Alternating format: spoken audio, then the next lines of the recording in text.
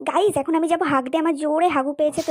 Guys এখন আমি এই ঝাঁটাটা দিয়ে এই মামুনের হাগু বন্ধ করব, তোমরা দেখতে থাকো। গাইস এখন আমি যাব হাঁক দিয়ে, আমার জোরে হাগু পেয়েছে। বলছি তোর হাগু পেয়েছে, পায়খানায় গিয়ে হাঁকতে বস। সোশ্যাল মিডিয়ায় এসে হেগে দুর্গন্ধ কেন ছড়াচ্ছি? তাই তোর হাগু বন্ধ করার জন্য এই ঝাঁটাটা নে তোর পেছনে। এই যে ড্রেসটা পরে আজকে আমি হাঁক দিয়ে যাবো, আর হাতে এই যে এই ঘড়িটা পরে যাবো। আমি হাঁক দিয়ে গিয়ে টাইম দেখি তো দেখ। আরে তোর সামনে তো মিয়া খলিফা ফেল, সেও মনে হাঁকতে যাওয়ার সময় এত গ্যাট আপ নেয় না।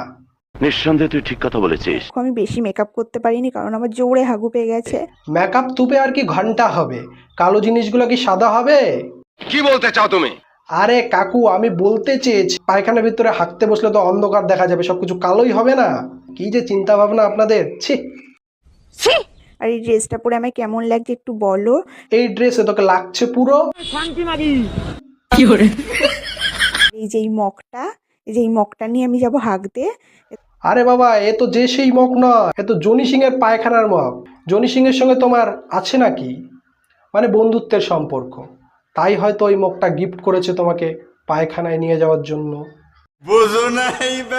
কিছু করবো সেই জল দিয়ে আমি জল দিয়ে আর ধুতে হবে না রে, এই ঝাঁটাটা মারি তোর পিছনে হাগা একদম বন্ধ হয়ে যাবে।